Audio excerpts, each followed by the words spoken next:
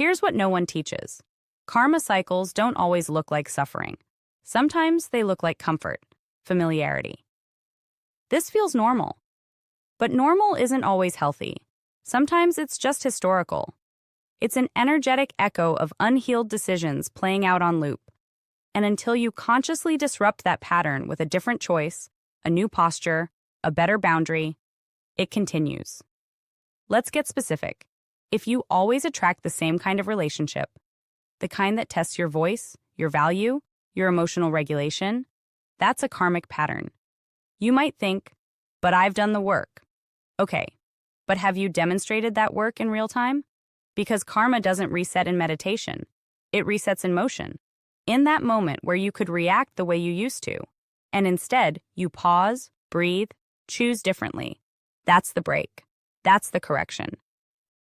Returning to the timeline doesn't mean physically going back to an ex, a city, a situation. It means being faced with the same energetic configuration, the same feeling, the same dynamic, and then doing what you couldn't do before. If you used to chase, you stand still. If you used to silence yourself, you speak up. If you used to betray your values to stay accepted, you walk away. That's karmic exit.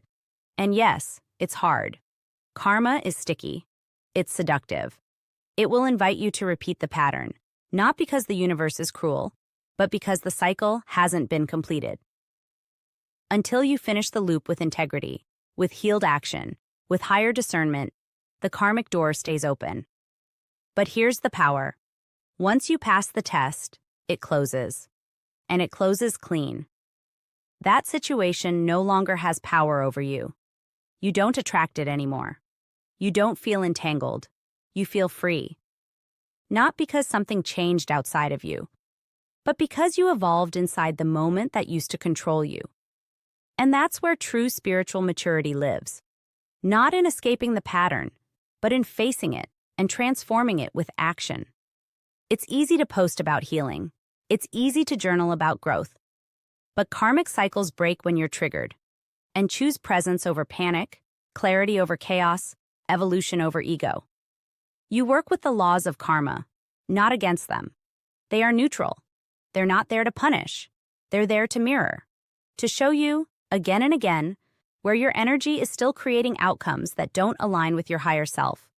And when you stop resisting the mirror and start responding differently in front of it, the mirror changes.